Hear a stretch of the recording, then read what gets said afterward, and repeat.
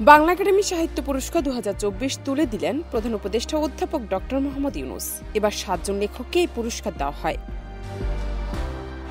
1 ফেব্রুয়ারি বিকেলে অমর 21 বইমেলা 2025-এর উদ্বোধন অনুষ্ঠানে বিজয়ীদের হাতে পুরস্কার তুলে দেন প্রধান উপদেষ্টা। এর আগে 23 জানুয়ারি বাংলা একাডেমি সাহিত্য পুরস্কার 2024 ঘোষণা করা হয়। এরপর 25 জানুয়ারি তালিকাটি স্থগিত করা হয়। তখন বাংলা একাডেমির পক্ষ থেকে বলা হয়েছিল, নাম থাকা কারো কারো বিষয়ে কিছু অভিযোগ আসায় তালিকাটি স্থগিত করা হলো।